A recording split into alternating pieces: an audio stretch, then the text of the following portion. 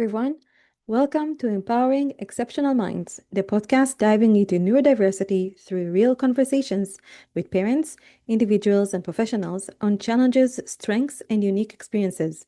I'm your host, Mayan Glazer-Corin, educational therapist, ADHD educator, and ASD certified specialist. At Educational Therapy LLC, we support kids and adults with executive function and learning differences toward confidence and independence. This podcast collaborates with WIS Therapy, connecting individuals to providers and streamlining services for neurodiverse communities. Our goal is to share strategies, stories, and insights to empower families, educators, and professionals. This podcast is for informational, educational purposes only and isn't medical, psychological, or legal advice. Consult professionals for concerns. Guest views are their own, not necessarily the host's or WIS therapies. By listening, you agree neither host nor guests are responsible for actions based on this content. A quick note, for concerns about well-being or mental health, contact a doctor or professional in your area. For emergency, dial 911. Crisis text line, text 741-741 anywhere in the United States. Well, hello everyone, to our listeners. I'm excited. This is a podcast I was waiting for a while to record, and I'm smiling like ear to ear. I'm here with Dr. Gilly Kahn. She wrote an amazing book. If you didn't read it, please do. Allow me to interrupt by Dr. Gilly Kahn. A fantastic book about ADHD, women and ADHD, and late diagnoses, and for parents that have ADHD kids. And really, it's about a personal story that takes you with the scientific background. But I don't want to talk more about it. I want Dr. Kahn to talk more about it. And I do have some questions for her. So, Dr. Kahn, can you please introduce yourself? And thank you so much for spending this hour with me. Yeah, absolutely. Thank you so much for getting in touch with me and for inviting me to be on your podcast. I'm so excited to be here today. So I'm Dr. Gilly Kahn. You can just call me Gilly. And I am a clinical psychologist, a mom, and a writer. And my clinical work focuses on neurodiversity and emotional dysregulation. My niche is more working with teens, but I work with people across the lifespan. And now my second career is also writing. I just published my first book, and I've loved creative writing since I was very young. So this is like a really big accomplishment for me that I'm very proud of. And I'm also really happy that I had the chance to write about this topic about emotional dysregulation as a core feature of ADHD in females because, I felt, especially as a psychologist who specializes in this and as a woman with late diagnosed ADHD, that there wasn't enough content in this space that was readable and accessible and understandable for anyone. And I wanted to make sure that that would become available. And that's what drove me to write the book on that topic. And we talked outside of the podcast, and I told you this is a very needed topic. Yeah, so I think that our listeners are going to really enjoy our conversation today, and I think it's going to be very, very helpful. Where are you located, and what got you to kind of work in this profession? So I live in Atlanta, Georgia right now. I'm originally from Miami, Florida. And what got me to work in this profession initially, when I was, typically I think, and I've seen this too, because I work with a lot of teens. Um, when you're young in elementary school, sometimes maybe you'll talk about, I want to do this when I grow up. But really, when you hit middle school, I feel like your personality and your professional interests start to become a little bit more solidified or specific. And even if it's not exactly what you say you want to be, when you're in middle school, I feel like usually the genre is kind of on point.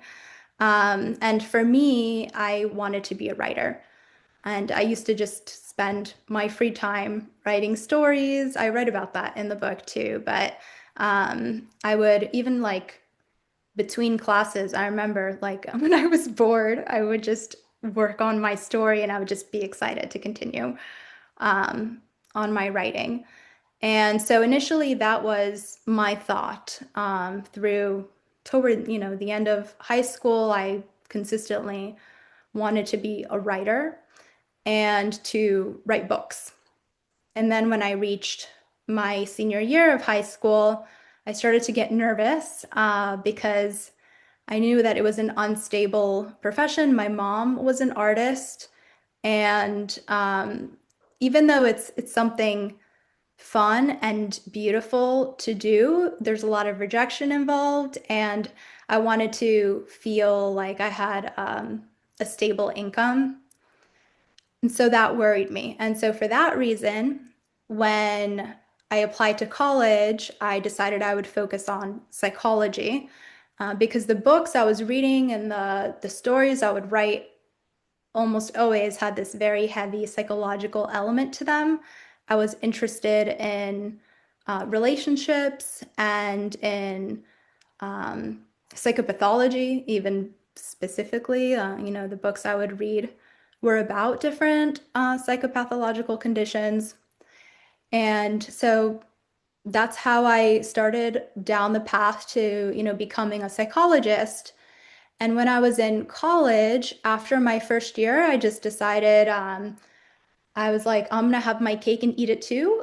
So I added creative writing as a second major. And I figured it would be a waste if I didn't at least try and continue to do it because it was an outlet for me. Like it was fun and I felt like there was a hole, like a piece was missing if I was only focusing on psychology. And I loved psychology, but I don't regret that, for a minute.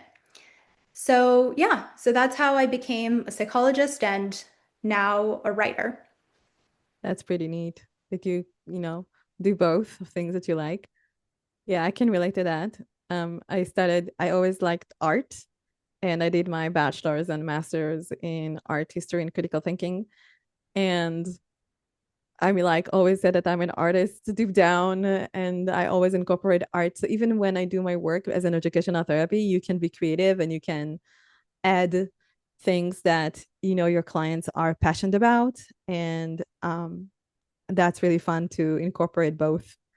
So thank you for sharing that we all need to have an outlet for our creativity, for sure, for Yeah. the way to express ourselves. So we're gonna get deep and talk about ADHD. And because you mentioned that you are working mostly with teens, um, one of the questions that I had for you is how, our teen is getting the diagnosis. This is a difficult time in their life because they're also looking on their peers, right? So we have this peer comparison. Um, how can we guide teen who has just received their ADHD diagnosis? What would you say to a kiddo like that? Yeah. So I think a good thing is that there was more stigma, I think, for older generations. And so teens now, ADHD is pretty normalized. Like, at least from the clients I've seen, if as long as you talk to your kid about it and you get a psychologist who speaks to your kid about it as something that's just their brain working differently and something that just is kind of normal, like yes, it's considered a disorder, but um, it's only negative if you like send that vibe to the teen. And I definitely don't think that, like, if they tell other teens, I have ADHD, that that person would necessarily call them slow. I mean, of course, there are ill-intended, like not nice people out there, regardless of whether they're young or older. But I think for the most part, neurodiversity is a lot more accepted now. And so mostly it's more the parents who are concerned. And I've learned also through speaking to adults who live in different places, like around the US or even different countries, like the UK versus the Mhm. US or Canada, that there's different types of stigma. Right. Like some locations, autism is more stigmatized, and other locations, ADHD is more stigmatized. I didn't realize that. But that should also, be taken into account. But I think, the most helpful thing is to first, if you're, the psychologist who's providing the, diagnosis, to first speak with the parents and to answer any questions they might have. And to talk about like, how do you discuss this with your child? In a way that makes them feel comfortable and like they can come to you with questions. And then also, I think it's helpful if you're doing psychological testing. This is the way that I've been trained. If it's a teen to, I mean, you never want to, I mean, you can't anyway. Like, you wouldn't want to tell the parent, like, whether you like it or not, I'm going to do a feedback session with your teen. But you should recommend it because once they're, 13, 14, I would say even 12, like, they're aware. And as long as, they're mature and, you know, the family, the parents like give consent, then I think that the teen should be provided their own individual feedback session so that way they can speak directly with the psychologist about it. Yeah. I know that some when they're doing these assessments or questionnaires, the kids are involved in many, especially in middle school, because I read those and then I can, read what the teen says. When you see clients and they come to you, especially, I think that we know that there is a big correlation between ADHD and anxiety. How do you tease it out? How do you know which is which? What is causing what? Yeah, that's a good question. So in the past, when I was doing, I'm not doing any psychological testing right now. Right now, it's just therapy. Mm-hmm. But when I was doing testing in the past, the way that I was trained, and it was, a few years ago, but it was to be conservative because ADHD and autism, once you get the diagnosis, we know it doesn't go away. Like, unlike, what used to be thought or understood, ADHD is not a childhood condition, it's a lifelong brain-based condition, and it's genetic. And anxiety is thought about differently, although I actually think it's probably more the same. I think, it's near impossible for me to see a kid who comes in with even like a specific phobia, for example, and then that's it, their anxiety is resolved and never comes back, and they're completely unanxious people. Like, I think it has a lot to do with temperament. People have different types of temperaments, and they're born with certain personalities, and a lot of it is genetic. And so I see even anxiety as lifelong, but it maybe will morph and show up differently as you get older, depending on what's important to you and your life experiences, and things like that. But it's understood as something that could be like transient, like short term, that you can cure, you treat, and so because of that, it was much easier to give an anxiety and or a depression diagnosis and to say, let's be conservative and hold off on the ADHD. Hmm. And that just, as I got older and continued with my training and started going into the field, professionally and independently, it just rubbed me the wrong way. Because then you're just delaying access to treatment for the person. And it's like maybe you're not treating the root cause or what is actually leading or exacerbating the, anxiety and the depression. And that's what we see now. And a lot of late diagnosed women with ADHD, they were first diagnosed with anxiety or depression, and they were told by providers No, even if they went in, they asked, like, do I have ADHD as part of the evaluation? No, your symptoms can be better explained verbatim. I remember it being said like this. They can be better explained by anxiety or depression because if you're anxious, you're going to be distracted, you're going to be forgetful. Or if you're depressed, then it's similar, because you're focused on your low mood or something like that. But and this is just like a rant for me because it just makes me angry to think about. Because, you know, the ADHD criteria, the way that they're written right now, they're written to be objective, Yes. observable criteria, right, that are based on samples of mostly boys. Mm-hmm. And that is hugely problematic because when you're assessing for anxiety or depression, the symptoms could be based solely on the person's own report. So you could give a child a depression questionnaire. I mean, it depends how old they are, of course, like maybe 8, 9, 10, you give them a depression questionnaire. Let's say it comes out significant, and then their parents doesn't, and they give maybe a questionnaire to the teacher too, it doesn't come out significant. They can still walk out with the depression diagnosis. Why? Because we believe the kid, right? They're reporting, maybe even feeling suicidal. I've seen that in kids as young as 8. So the same thing with anxiety, it's like you trust the person, even if they're a kid. But then with ADHD, like, I mean, someone could come in and they're an adult and they report on their symptoms and they say, I have ADHD. But then the symptoms need to be present according to the current criteria in more than one setting. And that complicates things. It's like, well, like who do you ask, Right. And with kids too, who do you ask? Typically the teacher, but the teacher is responsible for 20 plus kids, and the teacher is not an expert on ADHD, especially in girls who show more subtle symptoms. They probably don't know that emotional dysregulation has something to do with ADHD because it's not in the criteria. Um, and so we end up missing a lot of, especially girls, and they get older and they make it to adolescence, and then their symptoms get worse because puberty hits. And then, of course, they feel anxious and depressed.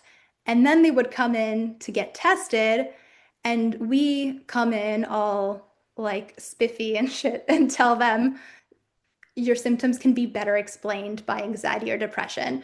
Go to therapy and then come back in a year or two, and then we'll reassess. It feels a little bit gross to think about. Yeah, I don't like it. Yeah, it's kind of, it doesn't feel good to hear this. I mean, I knew that, that diagnosis is based on male and the research is based on male, and there is only now like a little bit more understanding. And even Dr. Hollowell, who is great, I just heard him the other day talking about ADHD in women just now that we have so many like coming to him to be assessed as well. And I was like, he's saying the same thing, like what you say. Um, so this is really an issue that I don't think the DSM-5, um, there need to be some kind of a change in the diagnosis for sure. And you're right. How do you diagnose an older adult, a female who maybe has so much trauma in her life because of not, catching the ADHD? So now we're looking on mental health issues, panic attacks. So they will diagnose with panic attacks. They will diagnose with general anxiety disorder or OCD. But there might be, like you said, like an underlying um, root cause for this, which can be ADHD. The other thing that's interesting, and sorry, this is going to sound a little bit left field, but I don't want to forget about it. And I think it's fascinating. No, So I'm you're going to fine. You're good. Yeah, so, in my book, I read a lot about rejection sensitivity dysphoria, Mm-hmm. RSD, which is a term that was popularized by a psychiatrist named William Dodson. And it basically refers to the idea that people with ADHD tend to be significantly more sensitive to perceived or actual rejection compared to people, without ADHD. And then we don't know how this shows up similarly or differently in people who are autistic. It's still kind of a newer term that I relate to emotional dysregulation in my book, and that experts have similarly related to emotional dysregulation in the past in terms of like how it relates to ADHD. And interestingly, I had a consult with a psychiatrist not too long ago, and I'm working with a client who obviously struggles with the rejection sensitivity. I mean, it's like, I've spoken about it with as an adult with this client, and he has a history of being like rejected, like, and being bullied and for being different. And so he gets, and he's autistic, so he gets kind of like obsessed, like stuck on certain ideas or certain relationships, and just kind of, get stuck on the idea that these people are laughing at me. Like they're laughing at me, they're criticizing me. And so, speaking with the psychiatrist, and the psychiatrist asked me, do you think that like an antipsychotic might be the right fit for him? Thank you.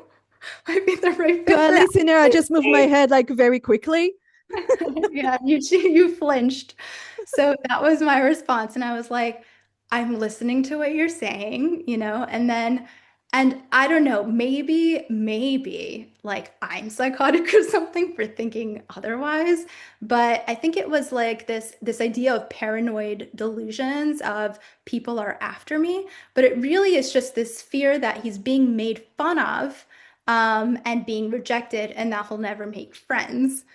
And so I think because rejection sensitivity dysphoria is not a concept that we're educated about in No, schools, that's right.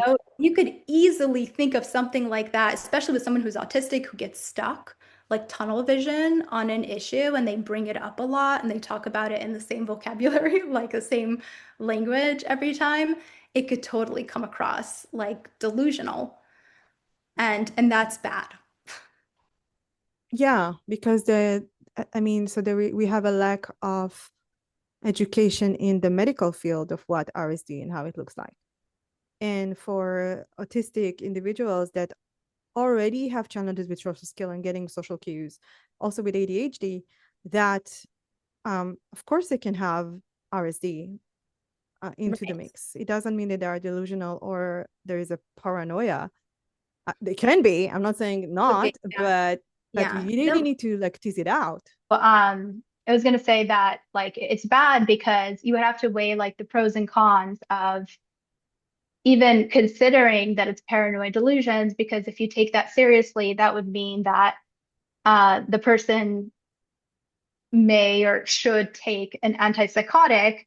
And then I was curious, so later I looked up, what are the chances? Because I asked the psychiatrist, so what would be the pros and cons of putting him on an antipsychotic? She said, well, the con would be tardive dyskinesia. I don't know if you remember like tardive dyskinesia. So I learned about that. I remember in graduate school, I haven't thought about it in a long time. But basically, that's a significant side effect.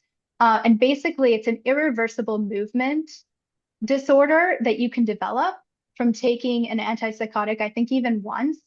And so I was just curious. I was like, well, what's the percentage of the likelihood of even developing tardive dyskinesia? It seems like it would be something that would be rare. So I looked it up, and with the newer antipsychotics, 20%. No, that's So it's pretty like, high. yeah, would you ever take a medication if you had a 20% chance of developing an irreversible movement disorder? I don't know. You can't move. I'm like, No. Oh, like that? Oh no. yeah, it's like highly debilitating. Um, but yeah, so that was a tangent, but I thought it was helpful, and it was important. It's important to think about that, because when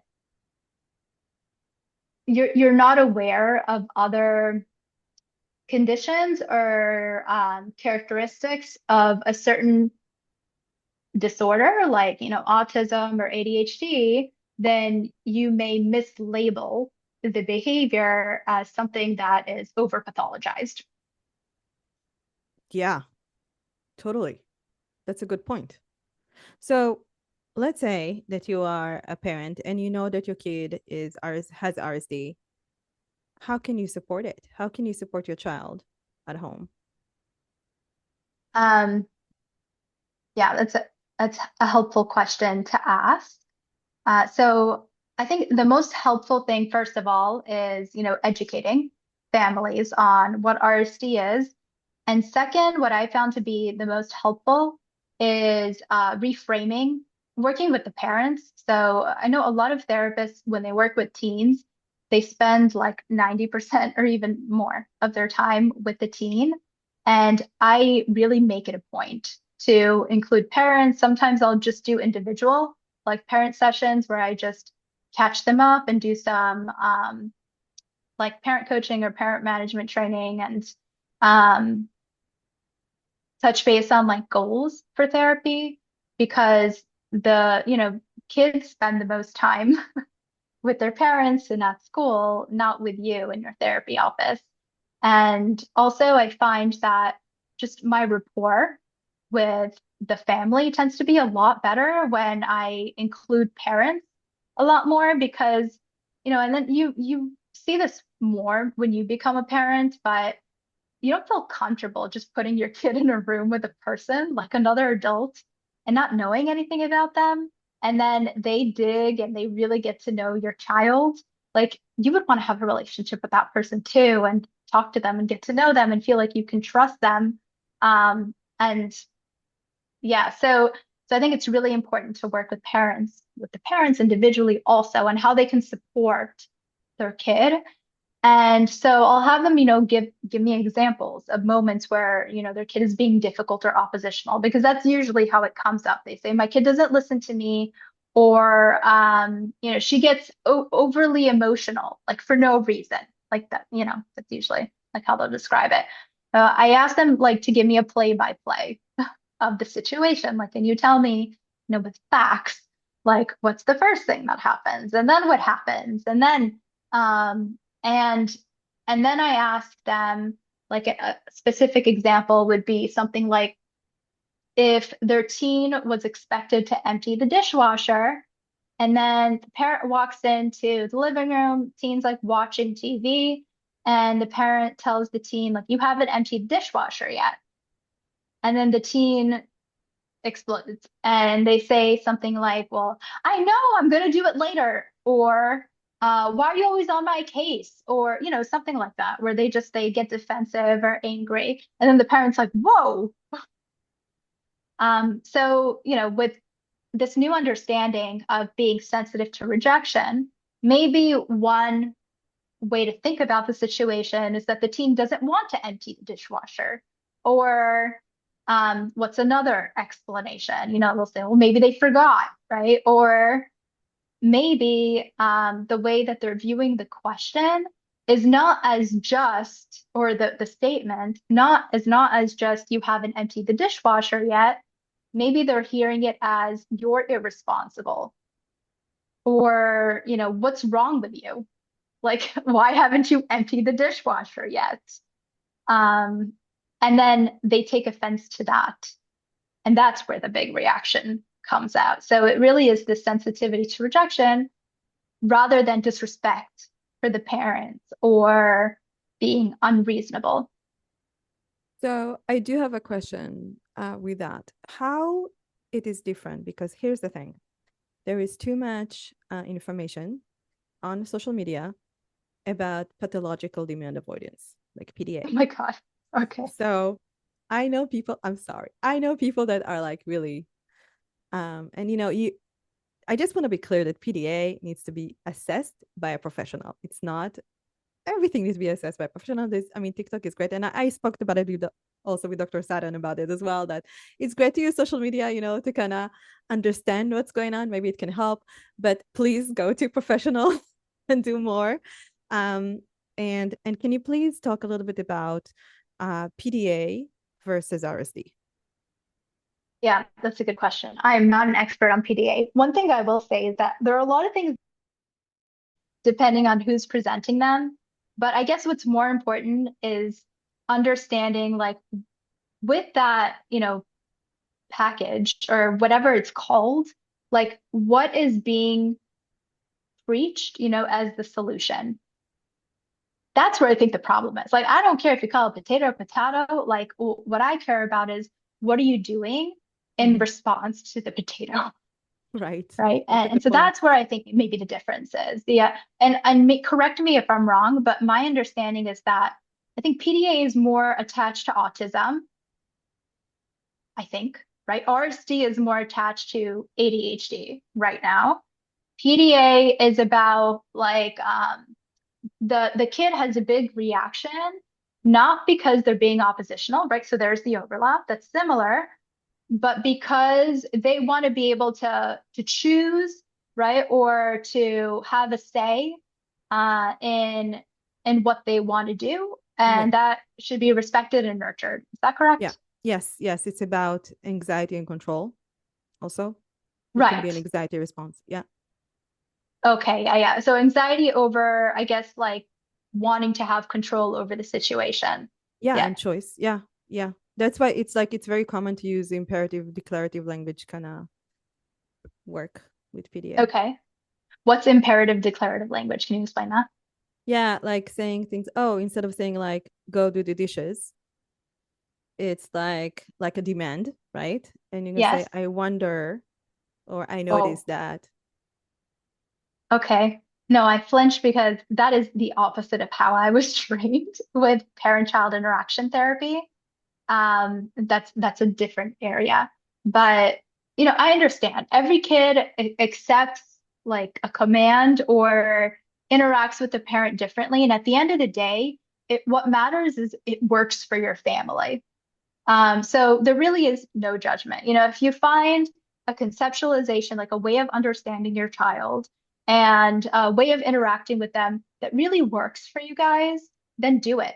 Hmm. I don't think it's one size fits all. But It's in not. terms of, yeah, but in terms of the similarities and the differences, RSD is more about sensitivity to rejection, and PDA is more about wanting to have control or a say over the Right. situation, right? So, how does RSD typically show up in girls and women with ADHD?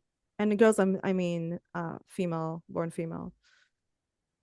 Yeah. So there's a checklist on the Attitude Magazine website that was created by William Dotson because this is a relatively new concept.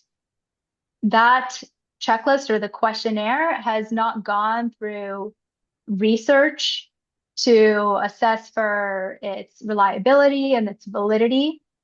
And anything that we understand about RSD, for the most part, comes from William Dodson because he's the psychiatrist who noticed this in his clients and started writing about it.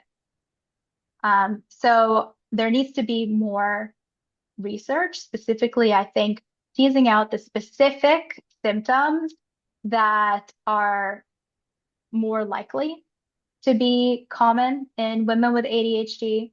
Now, there are like research studies that were published with smaller samples that include more qualitative or open-ended interviews where the women with ADHD describe a lot of what Dr. Dodson already has on the checklist. So it does seem to align with what he's observed and what he's predicting to be included. But I just wanted to preface it with that so people don't go in thinking like this is a sure thing. And if my RSD doesn't look like this, then it's not RSD. But some of the experiences include like this intense physical pain or discomfort in your chest, as if you've been like stabbed.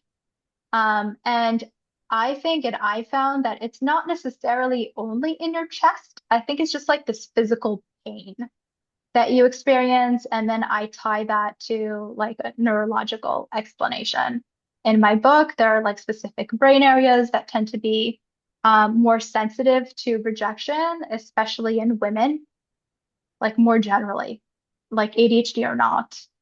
Interesting. And yeah, and then when women are rejected, their brain actually registers that as physical pain, Mm, uh, which fits, with his description of RSD is, based on his clients, that women feel physical discomfort. And it could include like avoidance, that's kind of similar to social anxiety, where they purposefully don't put themselves out there or they decline opportunities because they're afraid that they'll be rejected. It's like anticipation that they're going to be rejected. But yeah, if you're interested, you can look through the checklist. And that's typically what I do with clients too, when I'm explaining it to them, because I feel like I learn better by doing. And so I think once they're going through the checklist and they're like, yeah, that sounds like it fits me. Yeah, no, not that one. And then they learn more about, what's difficult for them. Interesting. Is this something that you recommend that most therapists that work with neurodiverse um, population with girls, especially to kind of have them do this questionnaire? I can't say that because again, it's not, and this is like a piece of it is like a formality. As a clinical psychologist, it's like I think research is very important, but there are a lot of things that we know are intuitive and that women just know are associated. And then it's like you go through the formality and the research study shows us what we already knew, like with hormones, right? Right. Hormonal fluctuations are associated with exacerbations and ADHD symptoms, and women just knew it, and then it was established, and now we can say that it's supported by research. So I wouldn't say all psychologists should give this checklist because it hasn't been, you know, studied, I think, enough. But I do think that psychologists should at least know that RSD exists and read a little bit about it. And so that way they can kind of keep their ears, alert, like when their patients are talking to them and they might notice a pattern where maybe they're avoiding situations or they're um, reacting in situations possibly because they're, feeling rejected and then that leads to conflict or they're just brain is jumping to conclusions and assuming they're going to be rejected. Just to know it exists and then apply it where it seems like it fits. That's a good point. So, in your book, you mentioned TPN and uh, DMN. Could you explain to our listeners what these brain networks are and how they related to ADHD? Sure. So, in the book ADHD 2.0 by Dr. Hallowell? Dr. Ned Hallowell, yeah, and John Rady, I got a lot of the content about the DMN and the TPN from what I learned from their book. So I would steer you there as another good resource. But basically, what they explain, and I'm using their language because it's funny and it's easy to understand. They call the DMN the demon because DMN sounds like demon. And because it's sort of like that pesky demon that gets you off track of whatever you should be focusing on. So these are different brain networks or different parts of your brain that tend to communicate with each other. And one brain network is called the DMN, the default mode network. And the other one is the TPN, the task positive network. The default mode network tends to be overactive in people with ADHD and also in women with or without ADHD. Women have busier brains and girls compared to boys and men. And the TPN, the task positive network, is um, a bunch of parts of your brain that govern more focusing on the external world or whatever's in front of you.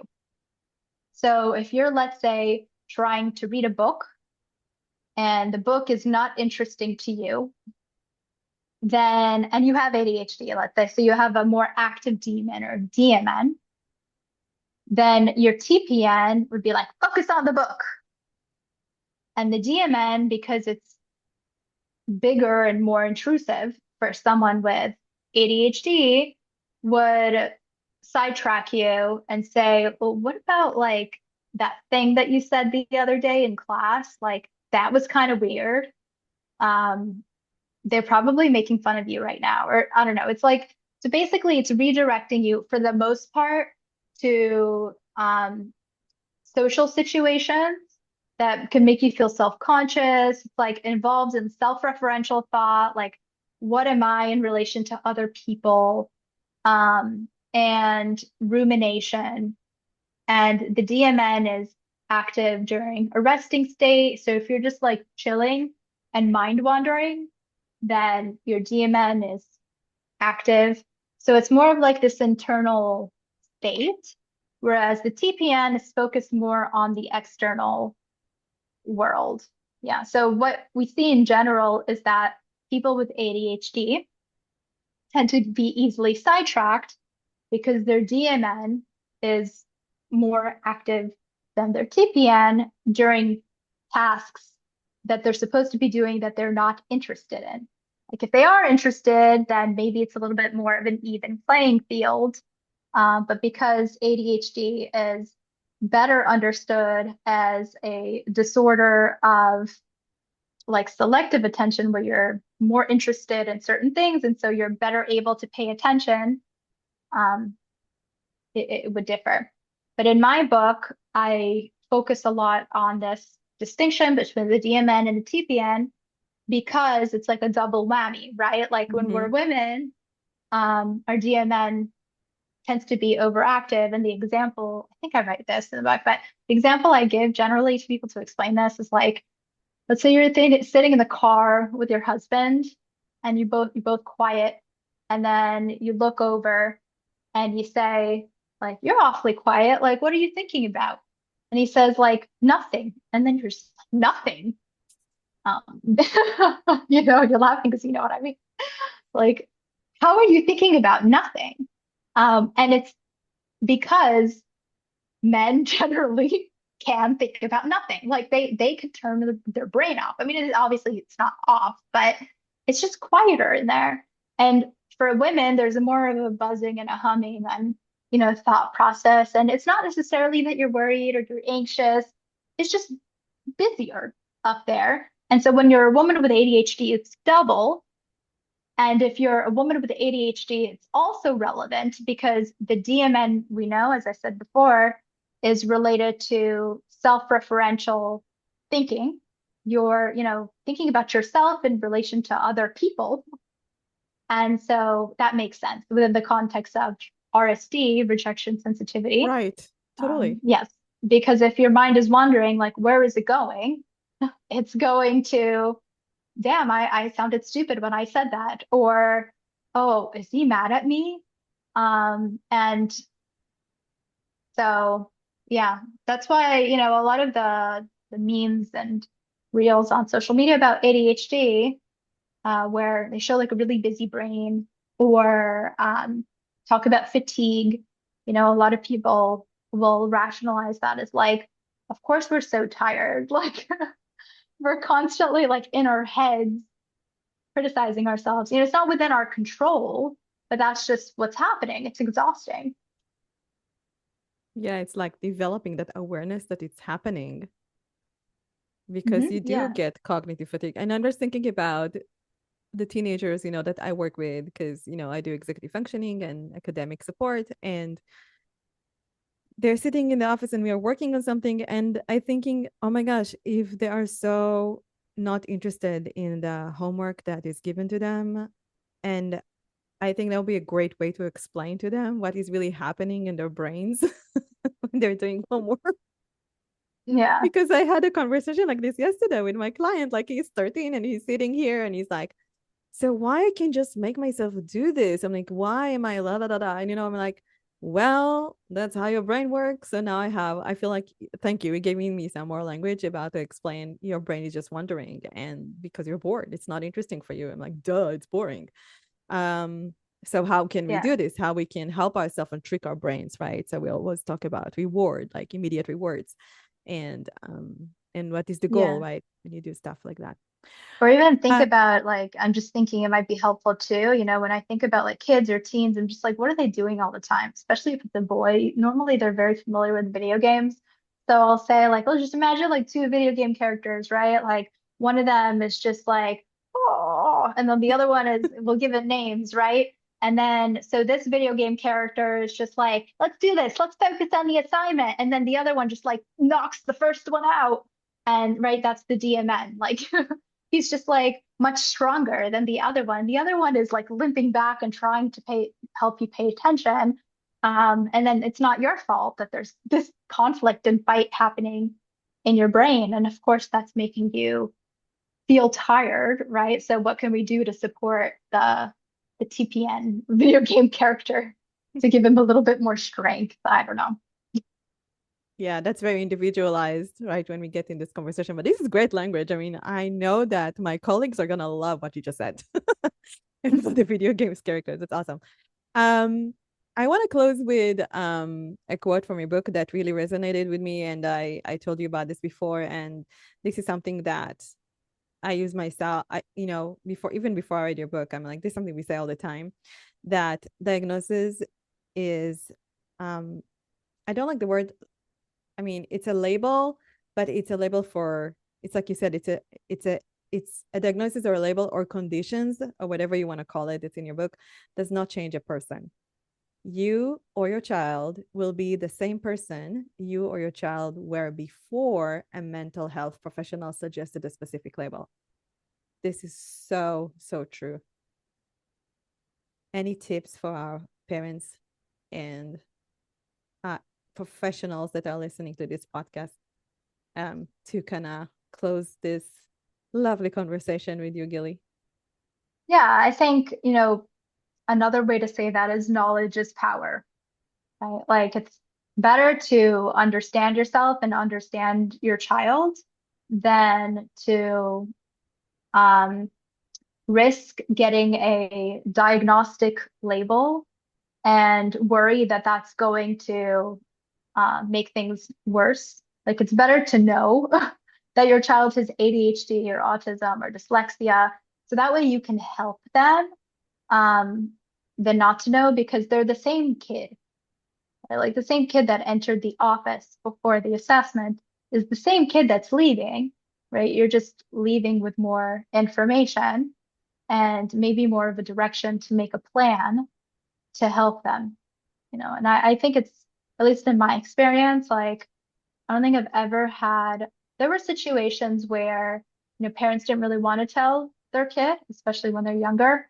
And I respected that as the psychologist who was working with the child and the family. But in any case, there was not a single instance where we told a kid and it ended poorly. Like not a single one. I think, usually the kid is more resilient than the parent. It's all a matter of how you present the information to them, and they tend to be more curious. And that's a good thing. Yeah, and believe me, they know. They know. There is a great book, Just Ask, and it's for younger kids, and it's about different, challenges that kids have. And it's beautiful, and it's about a kid with a diabetic kid or Down syndrome or autistic, and there's one about ADHD, there's one about dyslexia. So it's really wonderful way for our listeners. I'll put all the links in the comment section so parents can and educators can look at that. So I just wanted to thank you so much for taking the time today and chatting with me, and to our listeners, go and get Gilly's book because it's fantastic. Seriously, I couldn't get it. I couldn't stop reading it. The minute I started, I couldn't stop. And my brain is all over the place. So that was a good one. And thank you so much. Thank you for saying that. And thank you for having me here today.